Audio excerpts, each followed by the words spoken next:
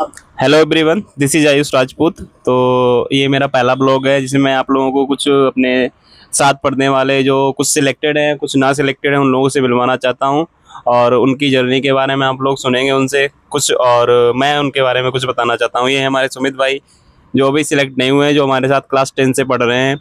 ये हैं प्रांशु यादव, जो मतलब मेरे गाँव के बगल के ही रहने वाले हैं, दूसरे गाँव के। और ये यूपी पुलिस में सिलेक्टेड हैं।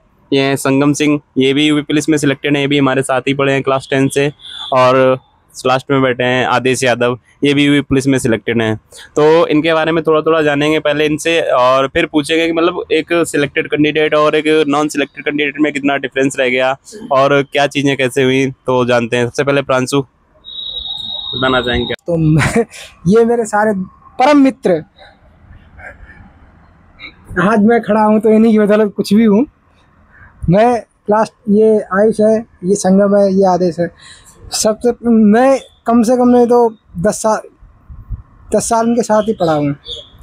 12th 5th से सारे लोग मेरे साथ ही पढ़े हैं। मेरे गांव के पास ही स्कूल है, मेरे गांव में ही स्कूल है मतलब कि, तो ये सारे लोग पढ़ने आते थे, मैं भी उसी में पढ़ा हूँ।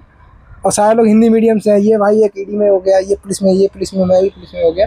ये मेरा भाई रह गया, जो ये कैमरामैन है, वो भी रह गया है फाइनल से। सारे पेपर तो कम से कम ये सभी लोग 1-2 बार निकाल चुके हैं। कोई किसी नंबर से, कुछ नंबरों से रह जाता है, कोई हाइट में रह जाता है। ये पुलिस में सिलेक्ट हो चुके थे सुमित भाई, तो इनको हाइट से बाहर कर दिया गया। सभी लोग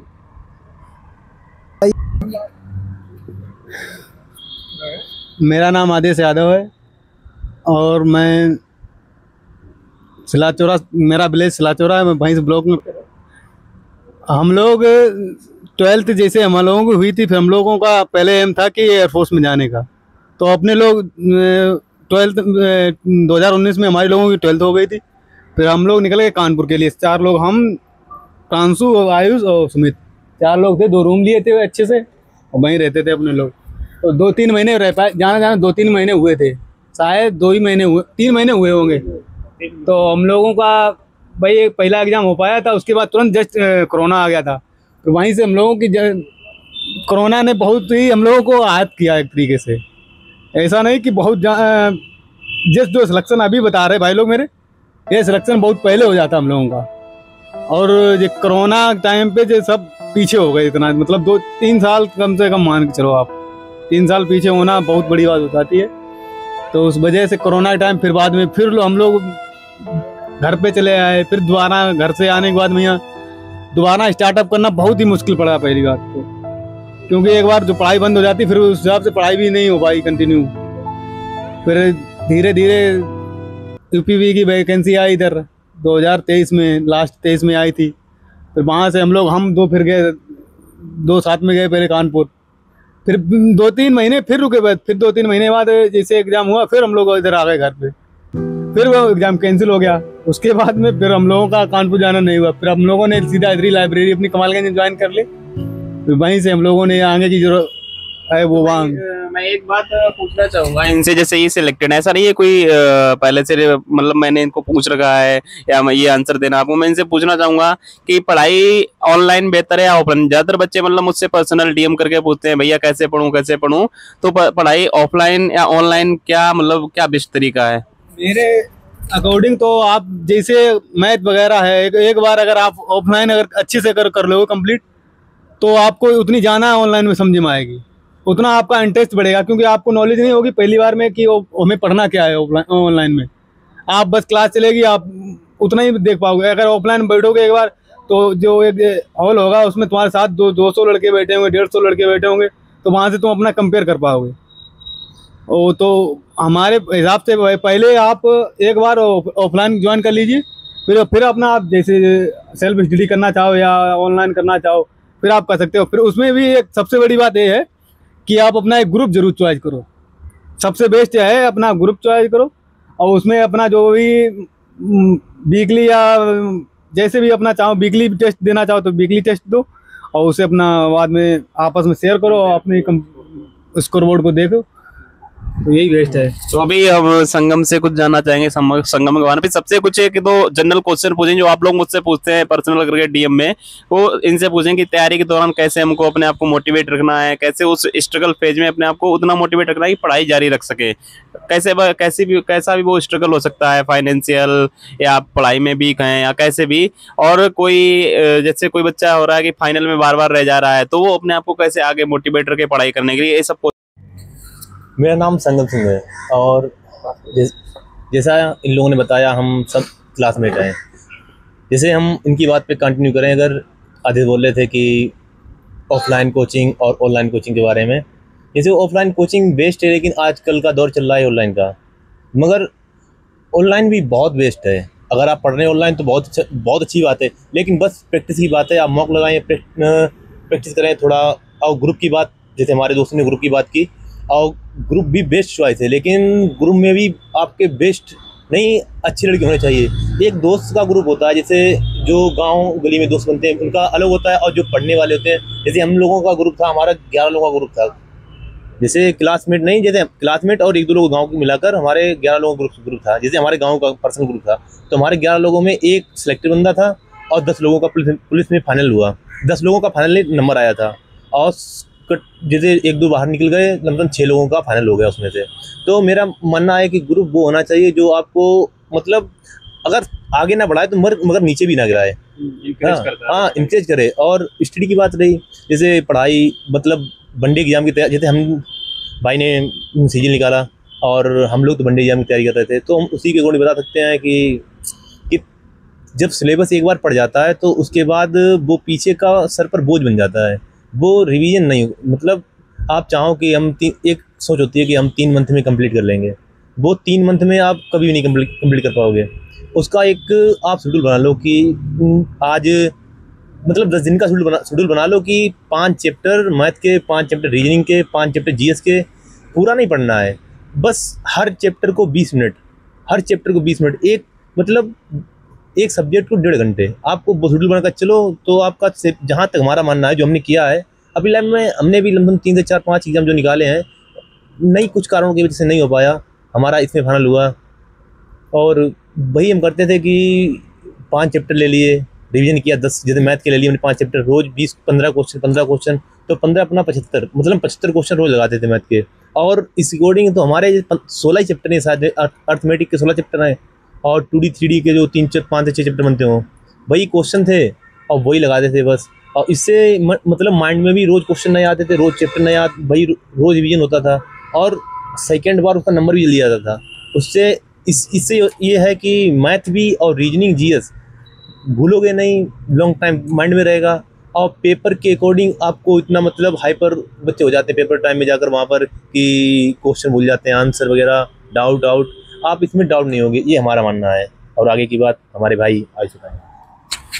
तो जैसा कि संगम ने इतने अच्छे से आपको बताया, एक्सप्लेन किया कि कैसे आपको एग्जाम को फोकस करके तैयारी करनी है, कैसे सब्जेक्ट वाइज आपको मैथ में कैसे फोकस करना है, पर्टिकुलर क्वेश्चंस को टारगेट करना है डेली टारगेट लेके। तो अब हम जानना चाहेंगे सुमित से कुछ, जो अभी जिनका सिलेक्शन हुआ है फिलहाल, बाकी ये काफ़ी एग्जाम्स निकाल चुके हैं, यूपी पुलिस का भी निकाला था बट हाइट में ये रह गए थे, तो और भी एग्जाम निकाले इन्होंने। तो बताएं सुमित अपने बारे में कुछ।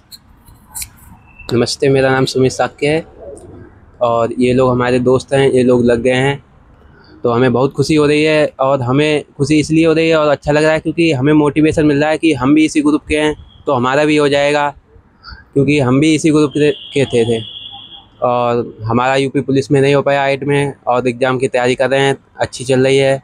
और हमारे दोस्त लोग जो लग गए हैं, अच्छा लग रहा है। और हम पढ़ाई के बारे में बात करें तो मॉक बहुत ज़रूरी है। मॉक अगर नहीं लगाओगे तो पता ही नहीं चलेगा कि कंपटीशन मतलब हम कितने ऊपर हैं, कितने नीचे हैं। मॉक लगाओ और उसके बाद उसका एनालिसिस बहुत ही ज़रूरी है, क्योंकि एनालिसिस नहीं करोगे तो पता ही नहीं चलेगा कि कौन सी हम गलतियां कर रहे हैं, किन में हम सुधार करें। तो एनालिसिस बहुत ज़रूरी है। तो सभी लोग हम यही कह रहे हैं कि मॉक टेस्ट जरूर लगाएं, किसी भी एग्ज़ाम की तैयारी कर रहे हो आप। क्योंकि और हमारे ग्रुप की बात करें, हमारे ग्रुप में आपस में कंपटीशन होता रहता था, इसीलिए हम लोग इतना आगे बढ़ गए हैं।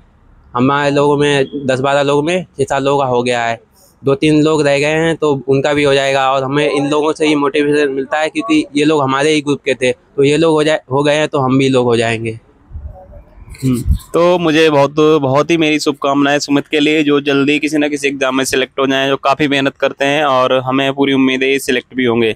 तो जैसे मैं एक जनरल क्वेश्चन पूछना चाहूँगा आपसे कि लाइक कोई भी एग्जाम आप जब तैयारी करते हैं, उसमें जब फेलियर्स आते हैं, अदर एग्जाम्स में आप दूसरे एग्जाम देते हैं, आप पास आके बिल्कुल फाइनल मिनट में आउट हो जाते हैं, तो आप उसके बाद बच्चे पूछते हैं कैसे अपने आप को मोटिवेट रखें कि कब कैसे फिर से पढ़ाई को, कि ये फाइनल में रह गया, आप क्या ही एग्जाम में होगा या ऐसा हो गया वैसा होगा, तो अपने आप को मोटिवेट कैसे रखते हैं, उसका कैसे पढ़ाई को फिर से शुरू करते हैं, क्या मतलब कैसे बच्चे अपने आप को उससे आगे बढ़ाएं? वैसे कि अगर सुमित भाई से पूछा जाए, ये मेरे साथ में ही इटावा में इनका डीबी हुआ था। ये भाई मेरी भी हाइट लगभग 6 ही थी, इसका थोड़ा कम था। तो इसकी मैंने वो देखी है, एक निराशा देखी है, जो उस टाइम पे ये निराश था इतना कि खुद को नहीं समझ पा रहा था, लेकिन कुछ बोल नहीं पा रहा था। लेकिन फिर भी इसने अपनी स्टार्ट की, इसकी वो हिम्मत है कि हाँ इसने दोबारा स्टार्ट किया है और फिर भी अपने लगा हुआ है। लेकिन डाउनफॉल के बाद में कोई भी इतना ग्रो नहीं करता है जितना इसने ग्रो कर लिया अपने। अब लगा हुआ है तो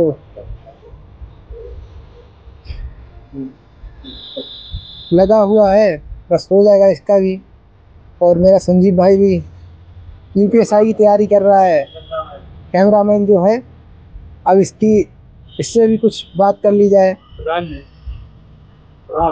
आ जाओ संदीप भाई, आ जाओ इधर। दोस्तों मैंने बताया था आपको कि हमारे ग्रुप में कुछ ऐसे लोग हैं जो सिलेक्टेड है, कुछ नहीं है, तो उनमें से एक अनसिलेक्टेड है जो भी संजीव है, जो एसएससी जीडी में फाइनल मेरिट में पॉइंट से रह गए और यूपी पुलिस में फाइनल मेरिट में रह गए। तो इनसे मैं कुछ पूछना चाहूंगा कि जैसे कोई एग्जाम आप इतने फाइनल मेरिट में 2-2 बार कितने पास रह के लौट आए, तो उसके बाद भी ये लगे हुए मैं देखता हूँ, जब भी मतलब मैं लीव पे आता हूँ, छुट्टी पे आता हूँ, इनसे मिलने जाता हूँ लाइब्रेरी में, तो ये मुझे पढ़ते ही मिलते हैं। ये रियलिटी है, ये कोई वो नहीं है। तो मतलब मैं इनसे पूछना चाहूंगा कैसे अपने आप को मोटिवेट रखते हैं आप इतने सारे फेलियर्स के बाद भी? थैंक्स आयुष भाई, आपने जो मुझे बोलने का मौका दिया, वो एक ब्लॉग अलग तरीके से, लेकिन मैं आज हकीकत बताना चाहता हूँ कि बच्चा कैसे रख सकता है। जैसे ग्रुप में कभी पढ़ाई होती है तो दोस्तों का अपना एक ऐसा माहौल होता है कि एक दूसरे की भावनाएं अपने आपस में जुड़ जाती हैं। तो काफ़ी मेरे दोस्तों में ऐसा माहौल है कि कुछ लग गए कुछ रह गए, लेकिन वो मोटिवेशन देते रहते हैं टाइम पर, कभी किसी बात की कोई दिक्कत नहीं आने देते हैं। पहली बात तो ये है। दूसरी बात, पढ़ाई के मैटर में अपने आप को मोटिव रखना मतलब खुद से अपना घर वाले सोच लो प्लस तुम्हें सोच लो। जैसे सुमित भाई ने बताया कि मैं मतलब दोस्तों के साथ मैं ग्रुप में लगा हूँ, तो इसका मतलब ये नहीं हुआ कि ग्रुप में हो तो तुम्हारा हो ही जाएगा। तुम्हें खुद और मेहनत करनी पड़ेगी भाई। कि ग्रुप में है ये एक विश्वास है कि हाँ हमारा ग्रुप बढ़िया है, लेकिन मुझे और मेहनत करनी पड़ेगी तो हम भी हो जाएंगे। बस इतना ही कहना चाहेंगे। हाँ, तो जैसा कि संजीव ने बताया, अपने आप को ऐसे ग्रुप में रखो जहाँ पे लोग पढ़ने वाले हों, जो ऑलरेडी सिलेक्टेड हो, नहीं सिलेक्टेड तो हो जाएंगे। तो अपने आप को मोटिवेट रखने का यही तरीका है, आप खुद से देखें, आपकी फैमिली की सिचुएशन देखें कि वो किस हालात में है ना, आप किस हालात में, अगर आप सिलेक्टेड नहीं हुए तो आप क्या करेंगे आगे, है ना। खुद से आप मोटिवेट खुद को कर सकते हैं, कोई दूसरा आपको मोटिवेट नहीं कर सकता है ना। मैंने पहले ही बताया हर इंटरव्यू में कि मेरा मोटिवेशन खुद ही था, मेरी फैमिली थी। तो मतलब मैं लास्ट में कुछ पूछना चाहूंगा, इन लोगों से कुछ कहना चाहेंगे आप बच्चों के लिए जो आगे परीक्षाओं की तैयारी कर रहे हैं? संगम भाई। और क्या यही बोलना है कि आगे कंटिन्यू को टाइम लगता है। हम लोगों ने साथ में 2019 में एंट्री की थी, अभी हम लोगों को 5-6 साल हो गई कंटिन्यू। अगर 2-3 साल कोरोना वगैरह से थोड़ा बर्बाद हो गया, तो मेहनत तो मॉक टेस्ट और रिवीजन, बस सर पर बोझ ना ज़्यादा बनने दो, और थोड़ा हाइपर टेंशन और ज़्यादा सोशल मीडिया और एक ऑप्शन है कि चलाओ, मगर थोड़ा जैसे अब आज के ज़माने में चल रहा है उतना नहीं, मगर लगे रहो, हो जाएगा 100%। बोले लास्ट में कुछ बोलना चाहेंगे आप लोगों को? बस हम यही बोलना चाहें भाइयों, बस आप मेहनत करते रहो, वो तो जो होगा वो तो सामने जो रिजल्ट आएगा आपको आपकी मेहनत पे डिपेंड करेगा। जैसा आप मेहनत करोगे, अच्छी मेहनत करोगे तो उतनी जल्दी रिजल्ट आ जाएगा। थोड़ा स्लो रहोगे तो उतने रिजल्ट में देरी होगी। और क्या, आप लगे रहो, आपके लिए बस शुभकामनाएं, बहुत बहुत शुभकामनाएं।